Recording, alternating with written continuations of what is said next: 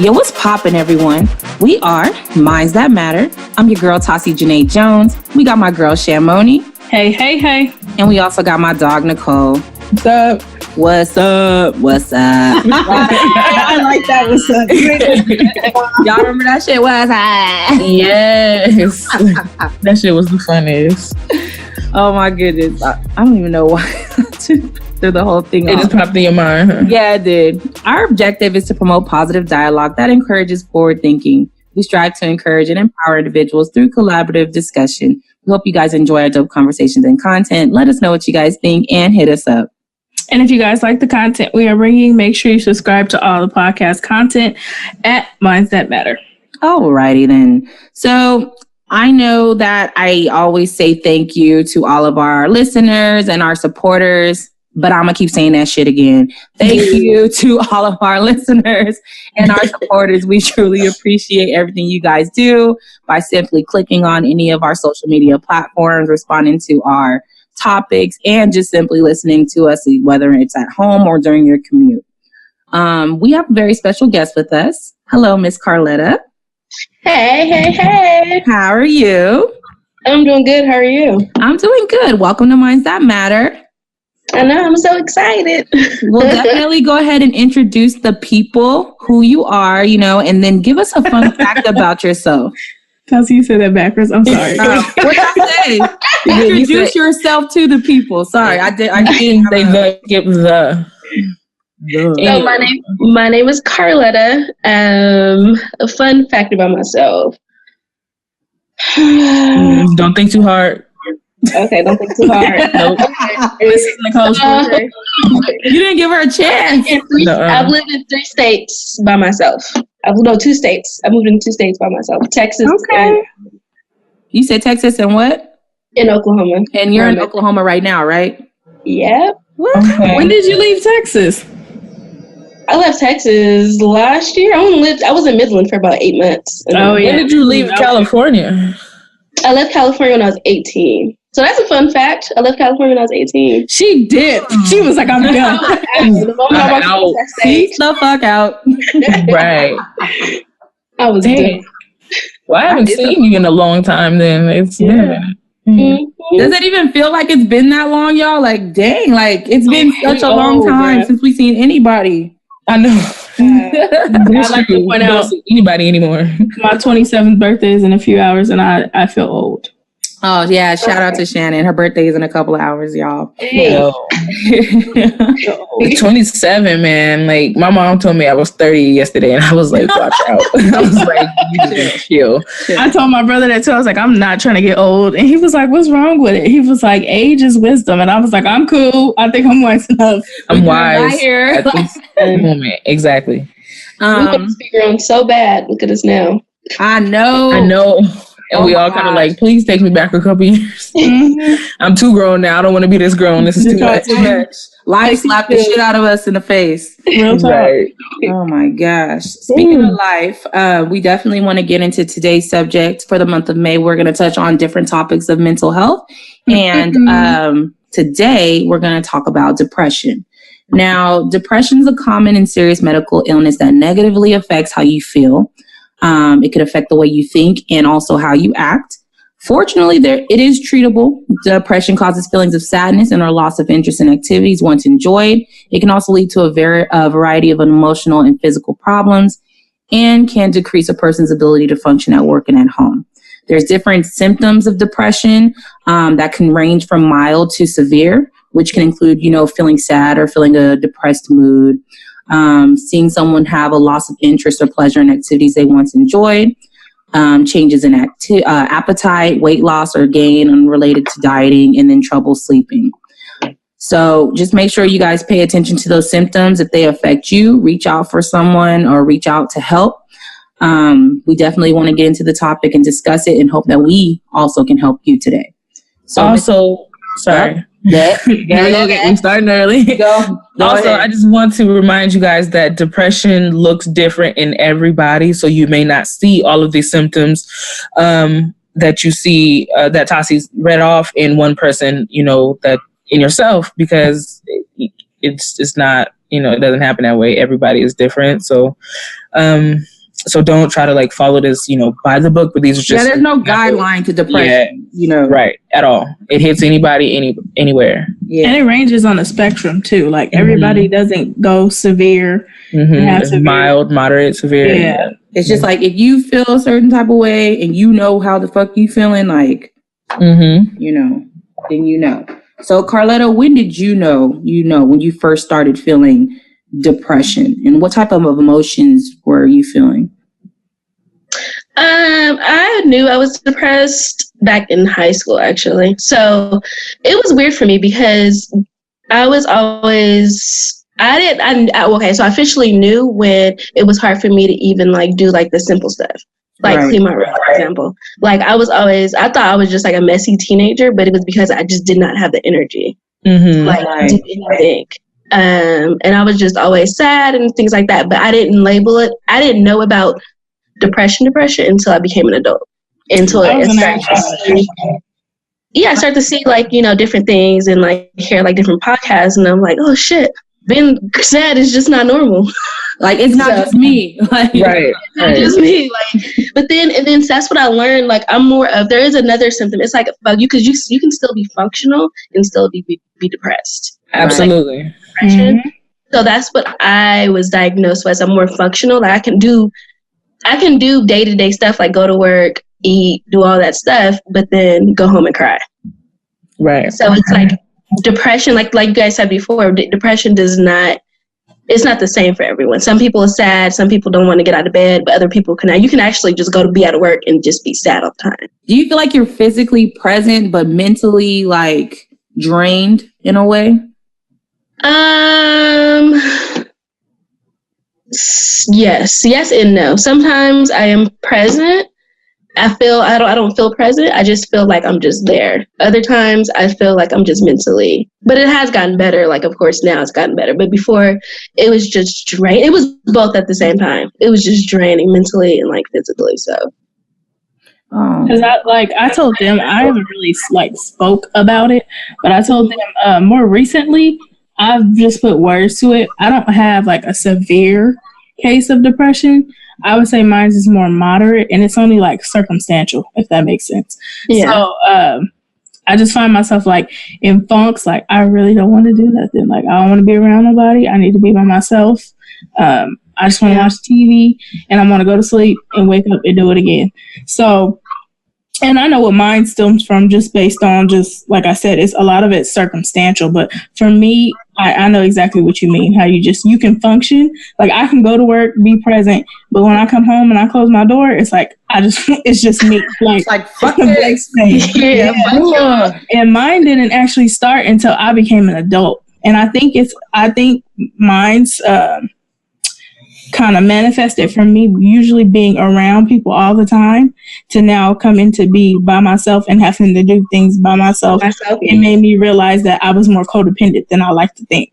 Mm-hmm. That is a big thing that me and my therapist is trying to get me out of being codependent. Because like you said, like actually being like in our hometown and then living to a state by yourself, it's like, damn, like I really have nobody. Like it's the isolation hits you. Yeah, it do. FaceTiming everybody all day, and she like, Carletta, chill. I need you. Right. I need you in my life.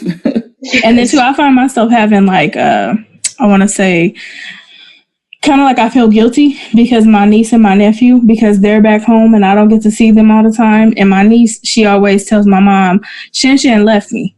And that shit, oh my God, that just hits me. I be like, bruh, chill, baby. Right. I'm still here. Right. So as an adult, what's helped you through your depression, or what have you done to try to help keep yourself on track? Therapy. Like therapy is a big thing in my life because, and it's crazy because I don't just have depression, I have anxiety too. So if you put those two together, it's like my fucking head, my mind is just going everywhere.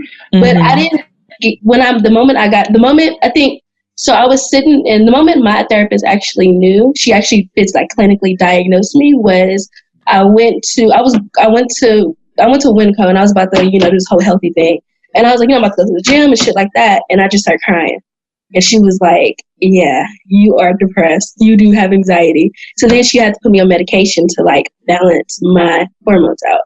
So therapy and working on my shit like has helped me, and recognizing that just because I am depressed, depression is not as bad as people make it.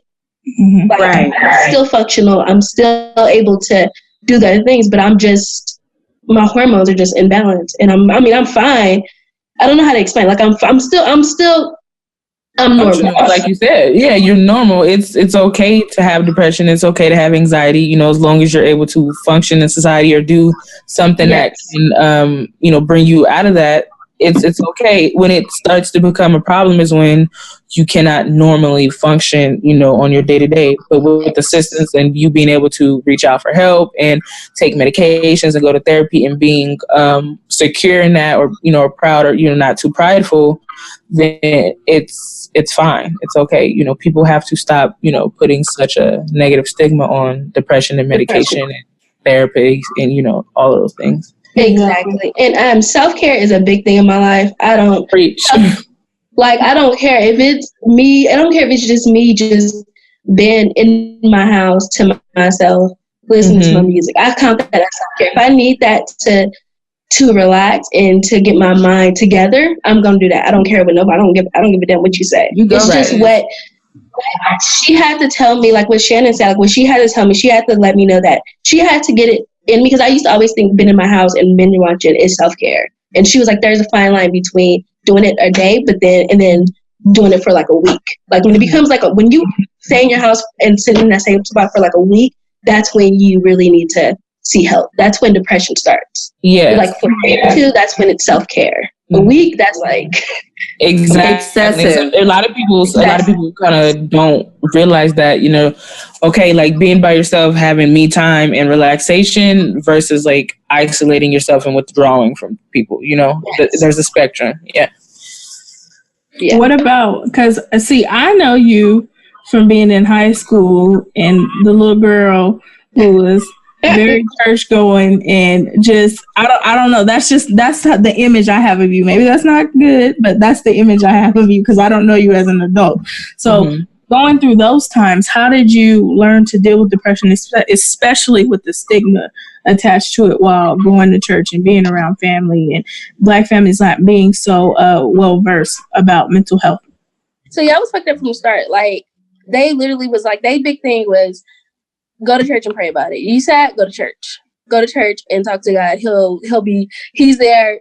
They didn't believe in mental health. That was the thing. They didn't believe in depression. They didn't believe in anxiety. If you had it, the devil took over you. You were crazy. You were crazy. Cal, I don't know if y'all knew about 3B. If you were on 3B, if you went to 3B like that. Yes, you were crazy. And so pretty much everybody. So growing up, we were pretty much all of my cousins were sad, and all we had to do was to go to church, which I'm not gonna going to church is a big thing now. My faith is strong as ever now, but I do believe in without work, faith is dead. Like you still have to work you do. You are supposed to rely on God, yes, but you still have to work at it too. Right. Like, you have to do your part before He can do His part. Right. And they still believe to this day, some pastors still believe to this day that mental health is still a disease and still like, no, Black people don't get depressed. We don't get depressed, especially Black women. We're supposed to be considered as strong, and we're not supposed to show our emotions. Bro, we do the most, okay? Right. We do a lot. And it took me to actually go to therapy. Well, actually, it took me to listen. I don't know if y'all heard that podcast, Therapy for Black Girls. It took me to listen to that. I'm for it, for sure. Right, I'm going to check it out. Yeah, it took me for that to be like, okay, it's okay to be Black and still go to therapy. It's okay. So, good for you. I'm so proud of you. This is amazing because it's first of all, it could even be a prideful thing to like want to first let out and vent your personal emotions to a complete stranger, especially if it's been drilled in your head to pray it away your whole life. So that's such a big deal for you to overcome such an experience. And then not only that, but seek help and then allow someone to let you know what you need to do so you can make yourself a better self. So congrats to you, sis. Yes. Oh, thank you. Yes. I'm all about I'm with you too. Better. I'm with you because I found just personally, like, I'm a real spiritual person. So me just praying helps like soothe my anxiety. So when I feel it coming, I'll be like, Lord, come on. No, for real. Right now. No. Not slow, but fast. I recently, I pray too. Y'all know me. I'm like super like faithful and everything, but I recently gotten into yoga. So like that is like a great, meditation / like anxiety release and just comfort. And I feel like I can clear my mind, but like everyone has their own outlet, on how to deal with any daily stress, emotion, depression, anxiety, etc. What were the other steps that you've taken, Carletta, to get over all of this depression and try to figure out what's going on? Like you said, therapy, you said you self-care. Do you have any other, opportunities or suggestions on what other people can do? Working out helped my anxiety. Journaling is a lot. Writing it down. I don't care if it's like if you just got to just write how you feeling at that very moment, just like, fuck this. Like, just write it. Dear diary, April 30th. Fuck these people.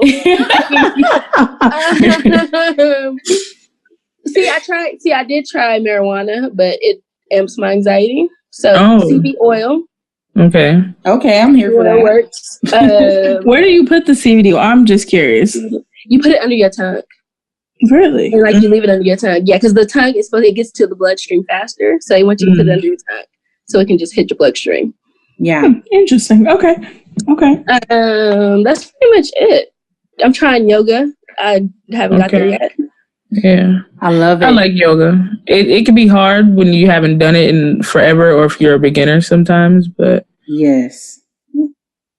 Oh, the sound is frozen again. It's freezing. Uh-oh. Oh, me? Yeah. Oh. Okay, you're good now. You're good again. So I want to know what is some of the advice that you would give any other young Black girls or boys that are involved in the church? What type of advice would you give them if they're experiencing anxiety or depression, and how to manage that? How would you talk to them about it? The advice I would give them is it's okay. It is okay to be sad. It is. It's okay to feel like you just don't want to do shit. It is. But it is also okay to go get help. If you feel like you just want to completely give up, even if you don't want to talk to a therapist, because I know a lot of people, they have this thing where they don't want to talk to a stranger, which I get, but I had to come into a situation where, look, this person don't know me. I don't know them. They have HIPAA is a big thing. So if you hear anything, definitely, you can take away their whole license. Exactly. You are protected. So talk to somebody that will understand and not judge you at all. Like, that's the thing. They have to be able to not put themselves and emotions. They have got to be able to put their emotions on you while you're talking. I'm trying to explain it. They have to be able to take themselves out of your situation and guide you on the path that you're supposed to be. And that's why I think that's Oh, sorry, go ahead. No, I didn't mean to cut you off. I was going to say, I think that's a big reason too why sometimes you have to seek therapy outside of your friends and your family, because your friends take on your problems. Yeah. And so that causes more stress on them.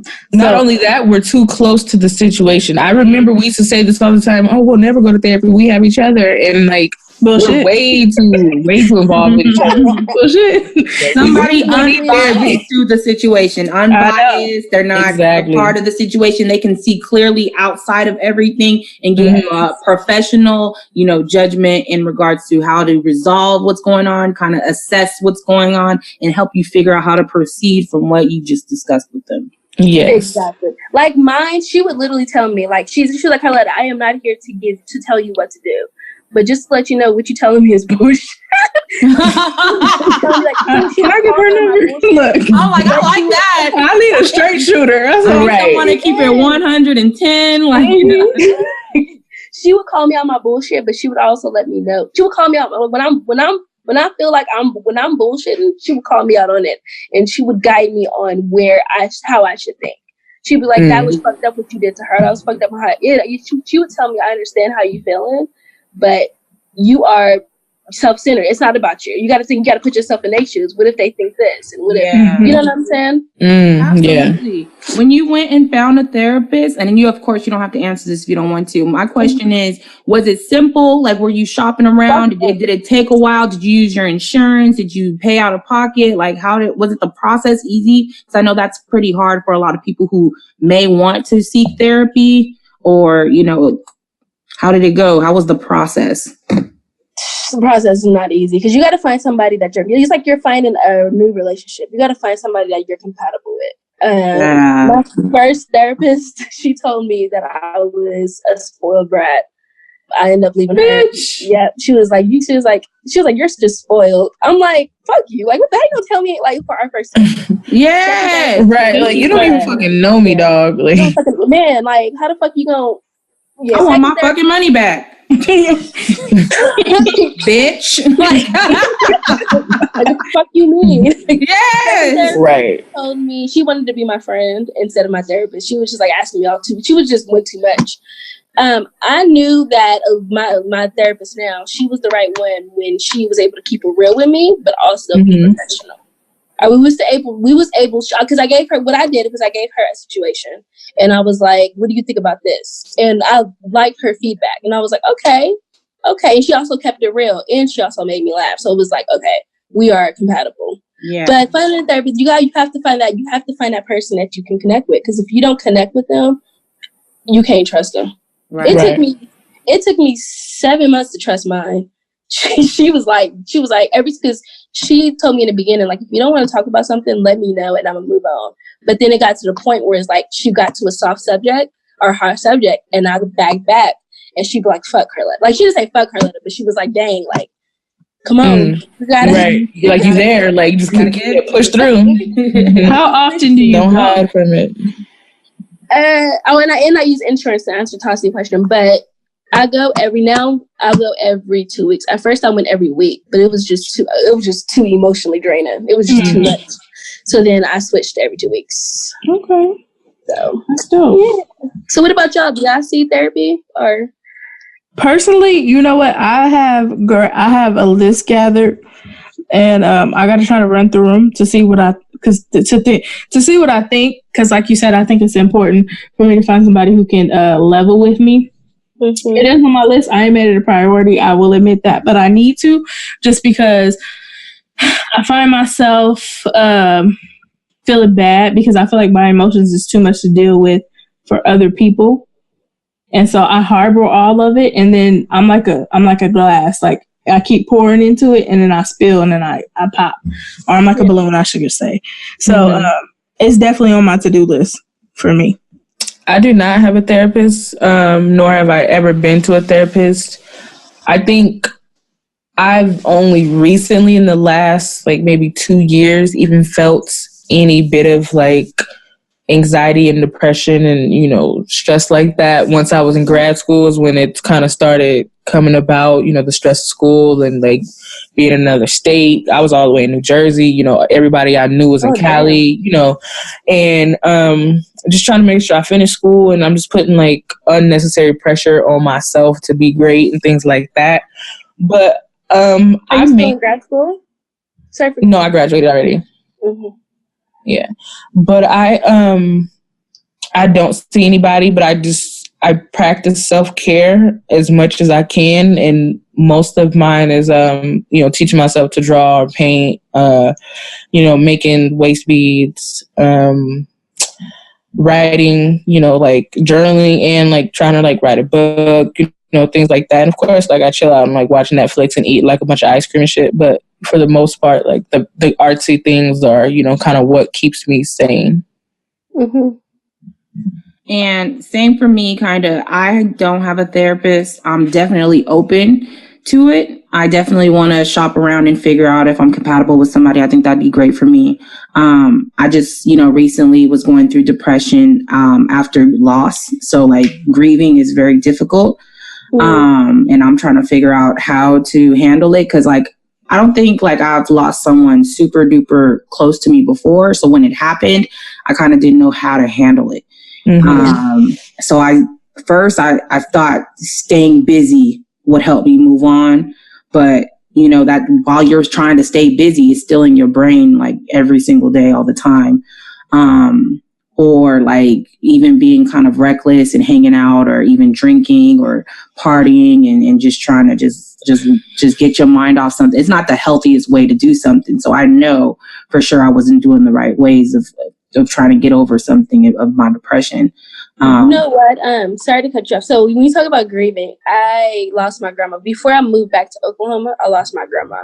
And I moved about 2 weeks after that.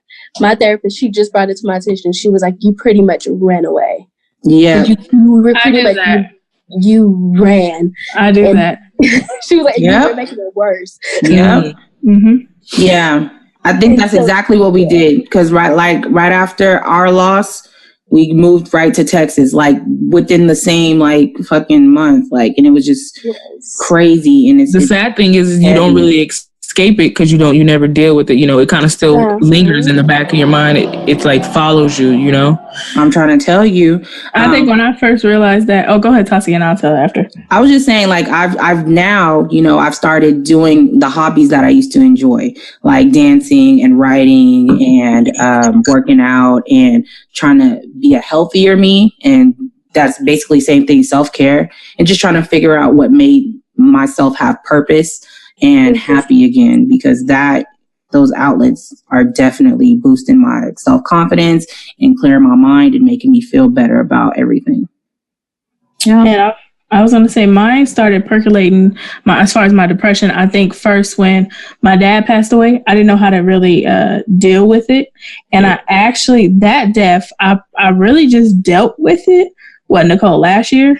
Yeah, probably within the last year and a half. Yeah. I laid that one to rest. And so that was the onset of my depression. And I actually seen somebody at school a couple of times, but it wasn't enough for me to really get a feel of the person. It did help momentarily, but I let mine manifest for years because that happened in 2012. And I just got rid of that burden last year in 2018.